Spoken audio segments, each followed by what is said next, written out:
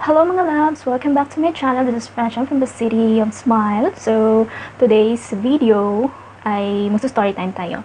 So, yung date ngayon is May 24, 2020. And yung isa-story time ko is about my patient. Yung pasyente ko since dumating ako dito.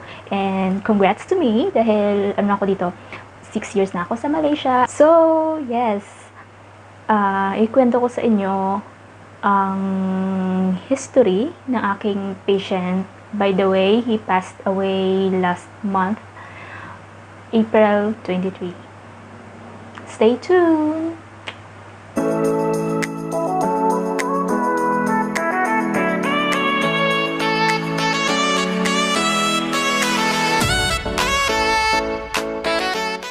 So yan guys, ako ay nagbabalik. While nagsustory time tayo, meron ako ditong fruits, mukbang, merong dragon fruit, orange, pearls, karte, apple, and yeah, that's it. Meron pa isa, pero nakalimutan ko kung ano yung pangalan. Basta orange yung kulay niya na maliit.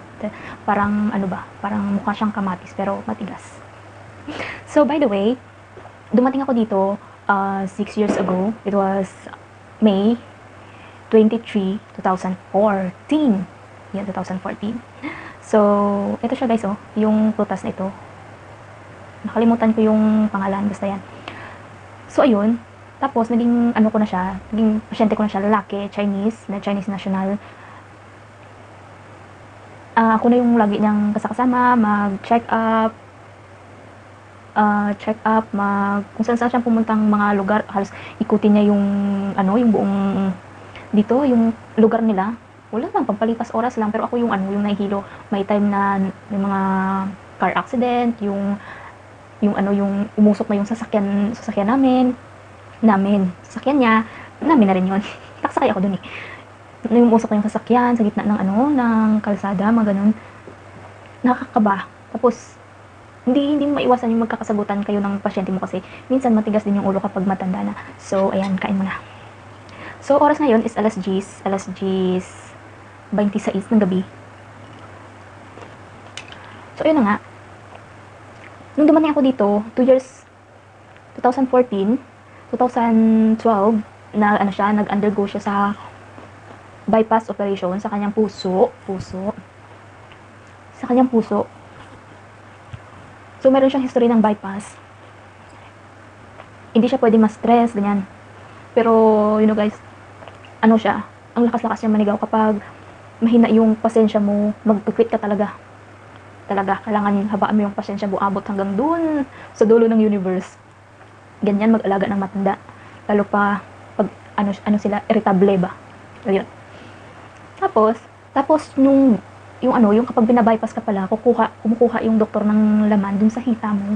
Yung hita niya guys, merong dalawang hita niya, may dinaanan ng na tinahian. May tinahian. Doon kumuha ng laman para itapal dyan sa puso. Ayun. Parang ang hirap na nakakatakot na ayun. Tapos na siya, may mild stroke siya. Yung kamay niya hindi na straight, tapos shakies. Nagsha-shake na yung kamay niya, ayun. So, nung pagdating ko dito, ako na yung ang daming gamot guys, 12 or 14 na gamot nung pagdating ako dito. Tapos, nagre-reduce yung gamot hanggang sa umabot na lang ng 7 na gamot. Tapos, may dalawang gamot na 2 tablets a day and night. So, ayun. So, ayun na nga, nung year 2017, around middle of the year, yun, na-discover na naman ang bago niyang sakit.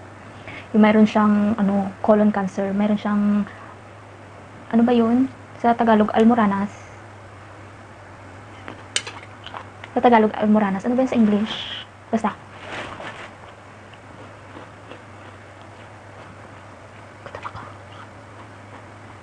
Dragon fruit.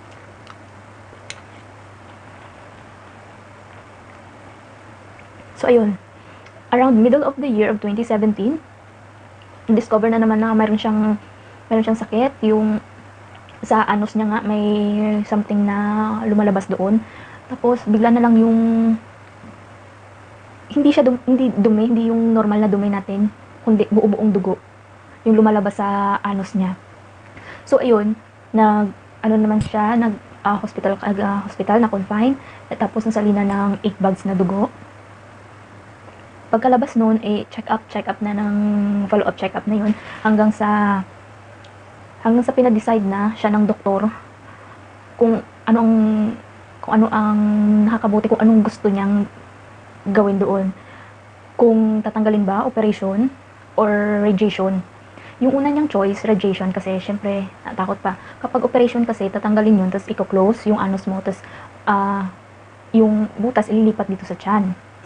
So, nag-decide yung patient ko na, parang magaling yung palik ko. Nag-decide siya na radiation muna. So, yung radiation na yun, yung ilang days din siyang na-confine sa hospital, pero yung pinapaliit niya yung cancer, pinapaliit lang, pero may tendency na bumalik yung cancer nga. So, pero nag-undergo siya ng gano'n, ng radiation. Pero, wala ilang months lang, bumalik na naman. And then, pabalik-balik kami hanggang dumating sa point na kailangan na talagang mag-decide kasi lalong lumalaki yung cancer niya nga. Then December 4, 2017, operation na. Nag-decide na siya na magpapa-opera na, tatanggalin na talaga yun. Tapos i-close na yung anus niya, yung puwet, yung butas sa puwet ba. O di ba? Nagkukwento ako tapos kumakain ako, pero wala naman yun wala naman dito yan So, ayun. So, nag-decide na siya na na nga. Wait lang. Parang masilaw. Ganyan ba? Ayan. So, ayun nga. December 4, 2017, nag-decide na siyang magpa-opera. Ayun. Mga 2 weeks lang, nakalabas na rin siya agad. Sobrang laki, guys. Totoo lang. Mga ito. Malaki yung yung cancer na tinanggal sa sa pet niya. Tapos yung close, pero hindi pa siya totally close, guys. Grabe ang sakripisyo ko dun. Di pa siya totally close, tapos yung butas nalalabas yung dumi, nilipat dito sa left side ng kanyang tiyan. So, ilalagay ko dito yung picture ng stoma, yung bag, yung ginagamit, yung paste, yung adhesive remover, yung powder, adhesive, basta powder. Ilalagay ko siya dito. Ayan. So, after ng operation niya, hindi pa siya matagal pang na-heal yung sugat niya, yung tahi niya sa yung pag-close ng puwet. Hindi pa siya totally close. May lumalabas pa na something na kailangan mo i-syringe mo yung butas. Tapos, maglagay ka doon maglagay ka doon ng pangsahod. Sahod mo doon, tapos lilinisan, tapos basta marami pang procedure, guys, na kailangan mong gawin para sa malinis. Kailangan hindi lang paglinis noon, kailangan i-update mo rin yung kanyang doktor. Update mo yung kanyang doktor kung ano na ba ang status ng ganito, ganyan. Tuwing napapacheck up. So, yeah. So, ayan. Pagkatapos nga, nung naging okay na, umiba din yung ugali ng pasyente ko. Parang naging konting pagkakamali mo lang, konting late mo lang ng oras, 1 minuto lang, sisigawan ka na agad. Grabe, iinis ka talaga. Pero walang magagawa kasi trabaho mo yun. At andito ka sa ibang bansa, kaya kailangan mo ng patience. Tapos nun, guys, yung pinakain niya, gano'n na lang, araw-araw. Chicken rice. Mula nung pagkagaling niya, December 2017, 2018, gano'n na yung kinakain niya, chicken rice, isang order, tapos hatiin yun para sa lunch and dinner. Yung almusal niya, 2 toast ng bread, Ensure milk, oats, 3 tablespoon of oats. Ayun, tapos yung gamot niya. Nagsagutan pa kami noon sa gamot niya kasi ako yung naglalagay sa medicine kit na ganyan, na pahaba. may pangalan, may mga label, buti pa yung gamot, may label, kayo, wala. Sabi ko, bakit pa akong pagkatiwalaan mo ng gamot mo, kung ako pa pinapalagay mo ng gamot mo sa medicine kit mo, kung wala ka rin namang tiwala sa akin, sabi ko ganun. Sabi ko, kung gusto mo, ikaw na lang, sabi ko, kung gusto mo, ikaw na lang yung gumawa niyan, ikaw na lang yung maglagay niyan ng mga medicine mo, ganun. Tapos, pagkatapos ng guys, nung magkasagutan namin, ay wala na siyang, hindi niya na ako pinapakialaman sa gamot niya. Diba? Umuha pa kayo ng mag-aalaga sa inyo, kung pinagdududahan nyo din naman. Ilang taon na ang nagsisilbihan. Ganun ba? So, yun na guys, pagkatapos niya maoperahan, hindi na siya nakapag-drive ulit. Stay na lang siya sa bahay, yung kwarto, dining table, salas, manonood ng TV, mga 5 to 10 minutes. Tapos balik na naman ulit sa kwarto, matutulog, tapos tawagin na naman. Yung time ng lunch niya, 1:30. 1:30, kailangan mo siyang tawagin na. Hindi mag-eksakto 1:30, dapat 1:25, 1:26, dapat tawagin mo na siya. Pero pag lumagpas ka ng 1:30, mga 1:32, paktay kang bata ka. Yung galit, yung sigaw, yung basta. Tapos yung almusal niya, wala namang oras yun. Pero nagising siya is 9, tapos pinapaliguan ko siya. Tapos nililinisan ko yung kanyang stoma. Yung stoma niya, kailangan mo siyang linisan. Pagpalit ng base is 5 days. Tapos yung bag na nilalagay na hinuhulugan ng dumi, everyday mo siya kailangan tanggalin, linisan. Washable kasi yung ginagamit niya. Kailangan, doon ako pumayat nung una guys, grabe. As in, wala ka talagang gana kumain kasi nanibago ka, diba, sa amoy, kahit naka-mask ka, naka-gloves ka, pero hindi mo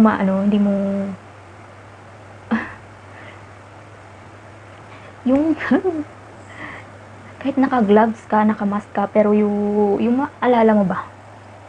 maalala mo, parang nawawalan ka ng gana. Parang nasusuka ka, hindi mo maintindihan.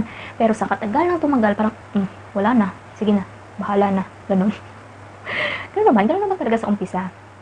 Pero nag-enjoy ako na mag-take care ng mga ganong pasyente. Kasi doon nasusubok yung tatag mo, yung pasensya mo, yung tapang mo. Minsan pinapagalitan ko din kasi tigas ng ulo. Pero nakikinig din naman. Kasi alam nila na matagal na ako. Kaya, ayun. So, ayun guys, about sa stoma, kailangan mo siyang linisan. 5 days, ipapalitan mo siya ng bag, 5 days. Pero depende din yun kung yung feces, yung dumi, hindi siya guys, guys atin na yung dumi natin, yung alam nyo na, yung dumi niya is iba. Kasi nga, hindi siya, hanggang dyan lang ba, parang hanggang kalagitnaan lang. Hindi tulad sa atin na dire-diretso hanggang sa dulo. Pero sa kanya, kalagitnaan lang. So, iba yung kanyang is, at yun na nga, kailangan mo siyang may sanitize water, cotton. Yung nagka-cut din ako ng gauze, panglinis sa kanyang stoma. Kasi ang stoma niya guys, maliit. Ganyan. Maliit lang siya. Tapos very sensitive. Konting marab mo lang siya ng konti, dudugo siya. Yung ganun ka-sensitive yung stoma. Yung tinaiba natin. Ganun pala siya ka-sensitive. Tapos, yung pagpalit ng base, depende sa feces. Kasi yung feces, yun yung dumi. Kung dry yung feces, edi makaabot ng 5 days. Pero pag wet yung feces, kumakalat siya sa labas. Kumakalat siya sa labas, kailangan mo siyang palitan agad. Kung everyday nabasa, edi everyday mo din papalitan yung base. Tsaka, pero usually, 5 days yun. Yung bag is everyday talaga. Depende na lang kung walang laman. Minsan kasi walang laman. Kumakain siya pero walang laman. Yung ganun. So, ayun, kung walang laman, malilinisan, huwag mo nang tanggalin. Ganda. Yun. Makatipid din sa gawa. So, meron siyang powder, meron siyang kasi very sticky yung tape, yung base niya. May rubber yun. Kailangan ng adhesive remover, yung pang spray. Ko dito kung ano yung kanyang itsura. So, ayun, to make the story short, why my patient passed away only last month, April 23. 8:35 in the evening. Ganito kasi yun. Yung nanghihina na siya. Yung halos hindi niya na kayang tumayo. Yung mahihiga siya, hindi niya abot yung kanyang unan. Yung kailangan pa tawagin yung dalawang apo niya, dalawang lalaki para tulungan ako. Minsan hindi mo pa matawag kasi may busy-busyhan. So kahit mabigat, kinakaya ko. Masakit sa likod guys kasi yung patient ko sobrang bigat. Matangkad kasi siya. Tapos simula nun, bago pa nun, nano mo na siya. Na-slide siya sa CR.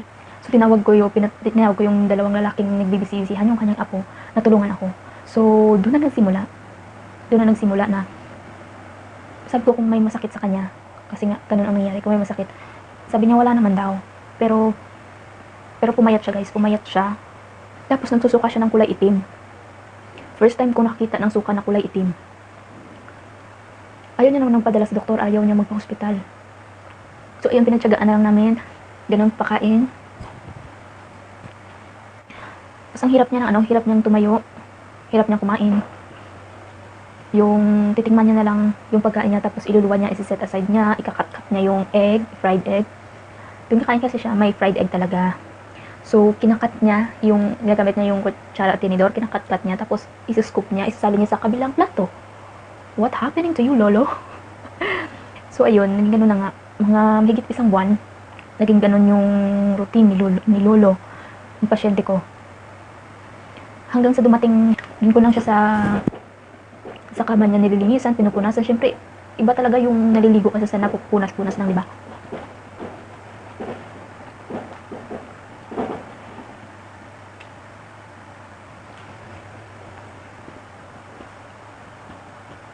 So, ayun. Mga ilang weeks din yun na ganun. Kasi ayaw niya nga maligo kahit anong pilit mo. I don't want. Kung pipilitin mo, sisigawan ka na naman. So, hayaan mo kung anong gusto niya. Tapos, ilang days bago siya nawala. 2 days. Sinuutang ko siya ng diaper kasi lagi nang umiihi. Laging basa. Madaling araw ginigising ako dito ni Lola, yung kanyang asawa. Ginigising ako para palitan kasi laging basa. So, bago noon, sinuutan ko siya ng diaper para less work for me. Easy naman sa kanya kasi doon na siya. Pero, sabi niya ayaw niya. Pero, sinabi ko sa boss ko na sinuutan ko siya ng diaper, kayo na magpaliwanag doon kasi ang tigas talaga ng ulo. Kayo na bahala sa kanya muna. Baka sa anak niya, sa amo kong babae, sa anak niya ay makikinig siya. Pero wala, tigas ang ulo. 23 ng umaga, mag-almusal siya. Halos kalahating oras bago makarating sa dining table mula sa kanyang kwarto. Pero kung normal na lakad, mga 10 steps lang naman. Pero dahil ganun ang kalagayan ni Lolo, yung pasyente ko, hirap na siyang maglakad, guys. Hirap siyang maglakad, tapos yung hirap pa siyang huminga. Hindi naman namin akalain na doon na. Nag-almusal pa siya, naubos na yung almusal niya. Pero habang kumakain siya, may lumabas sa kanya na napakabaho. Hindi ko alam kung ano yun. Basta napakabaho sa kanyang harapan. So ayun na nga. Halos isang oras din yung si Lolo na umupo doon kumain sa table. Pero sa normal niya talagang kain is kalahating oras lang. Kalahating oras sa kain, tapos babalik sa kwarto, may higa, yun, natulog. Pero yung ganung day, April 23, ganun. Mag-iisang oras siyang nakaupo doon, tapos hirap na siya talagang huminga na parang may something sa dibdib niya na gumaganon-ganon siya. So, tinulungan ng boss ko na lalaki, tapos yung kanyang anak, pinaupo siya doon sa upuan ng pang dining table, na normal na upuan, at binuhat na lang papunta sa kwarto. Yun. Tapos, nung nilinisan ko siya, parang yung bato-bato.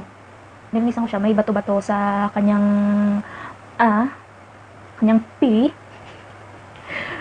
Yun yung mabaho na hindi mo maintindihan kung ano ba talaga yun. So, nung lunch na, alam nyo ba guys, kung sino-sino lang yung tinatawag niya. Tinatawag niya yung mga apo niya, pero yung mga apo niya, yung bibigyan naman nila ng priority muna si Lolo na pagbigyan kung bakit sila tinatawag, sana lapitan nila ng kwento-kwento, ganito, ganyan. Syempre yung matanda, yung isip, nagiging bata yan di ba? Pero hindi eh, busy sila. Pero hindi nila binigyan ng time ng matanda. So ayun, nung lunch na, pagkatapos ko mag-lunch, nag-una ako nag-lunch, tapos nag-prepare ako para sa kanyang lunch. Kumain siya ng tatlong subo lang, tapos 3 slice na banana. Yun lang yung kinain niya. Doon na lang siya sa higaan niya, pinataas ko lang yung saan niya, dinagdagan ko lang ng unan para medyo tumaas. Hindi na siya masyado makakalunok guys, kaya tuwing subo niya, pinapainom ko siya ng tubig gamit yung straw. Yun. Tapos, sa pagkatapos noon, yung hapon, kung sino-sino tinatawag niya, yung mga apo niya, yung anak niya, son-in-law niya. Pero, ni isa, walang pumunta sa kwarto guys. Sinisilip ko lang siya. Nakita ko siyang hirap huminga, tapos yung tingin niya, nasa malayo sa bukas yung bintana. Kasi binuksan yung bintana kasi medyo smelly nga yung kwarto. So, binuksan ko yung bintana, nakatingin na lang siya doon sa malayo. So, we never expect na ganun yung mangyayari na parang biglaan lang. So, ayun, tinawag niya pa ako eh. Nagluluto ako. Sabi ko kung anong kailangan niya kasi mamaya pa naman. So, ayun. Sabi ko, maya ka pang kakain mga 7:30 kasi nagmamadali ako magluto. Kasi may online class pa. Yung, si Joel, yung kanyang apo. May online class pa. 7, kailangan nakaprepare na yung table. So, sabi niya, okay. Pero, hirap na siyang magmulat ng kanyang mata, guys. Alam niyo yun? Hirap na rin siyang huminga. So, pagkatapos namin kumain, yung 7:30 na, nag-prepare na ako. Masok na ako sa kanyang kwarto. Hirap na siyang huminga. Ipakita ko sa inyo yung, i-insert ko yung clip. Yung parang bigla na lang lumiit yung kanyang face, kanyang mukha, tapos biglang nanglalim ang kanyang mga mata. Parang biglaan, as in biglaan talaga guys. Tapos yun, ginising ko siya ng ginising, sabi ko, Uncle, your food is ready, your favorite chicken rice. Tapos sinabi ko sa amo kong babae, sabi ko, ayaw gumising ni Lolo, ayaw kumain. Yung sagot niya, hayaan mo siya, kung hindi kakain, diwag. Ewan ko ba dito sa mga taong to. Yun. Masakit lang, bakit ganito sila, yung hindi mo maintindihan. Iba siguro talagang ugali ng ibang lahi kasi sa ating Pilipino, di ba? Kasi tayo concerned tayo eh. Iba tayo. Kanila parang hayaan mo na, kung ayaw, idiwag. Ayun. Tapos, yung ginising ko siya ng ginising, ayaw talagang gumising, hirap na lang siyang huminga. Tapos, biglang nagsuka, yung kulay itim. Nagsuka siya, tapos sinawag ko yung boss ko. Sabi ko, tumawag na kayo ng ambulance. Parang, tumawag na kayo ng sabi ko, English. Sabi ko, tumawag na kayo ng ambulance kasi sumuka si Lolo. Hindi natin alam kung ano ito. Hindi natin alam kung anong gagawin kasi hindi na rin siya gumigising, hindi na mulat yung kanyang mata. Tapos, pinulsuhan ko siya dito. Ang hirap hanapin guys ng pulso niya. Pinulsuhan ko siya dito. Tapos, ko yung pang pressure ba? Pang pressure. Anong tawag doon? Tayo ang balahibo ko. Tayo pang pressure, pang high blood pressure ba? Ano ba yun?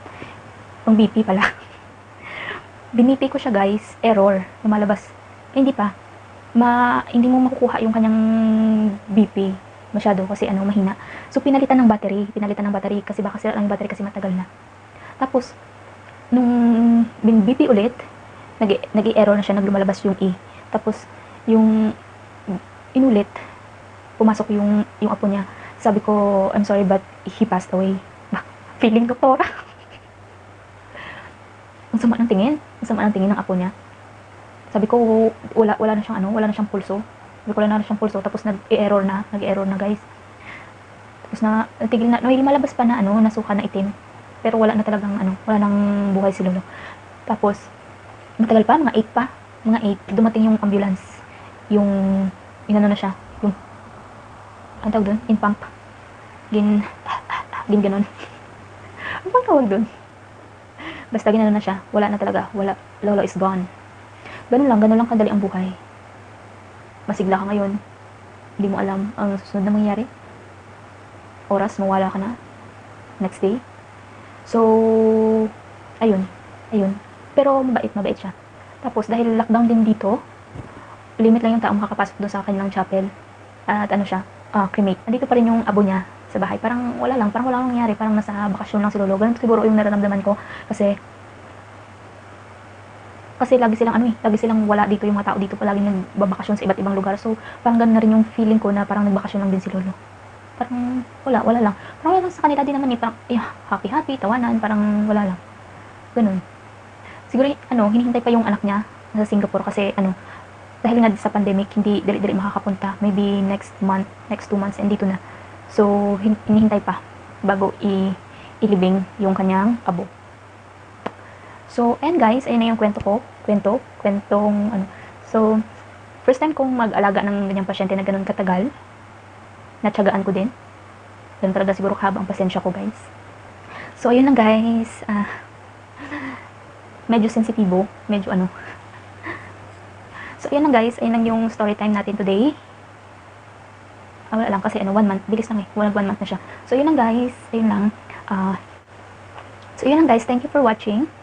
Kung bago ka sa channel ko, please don't forget to like, share, and of course, subscribe and click the notification bell para always kang updated kapag may bago akong video. See you to my next vlog, mga lalabs. Diyan tayo mo na more.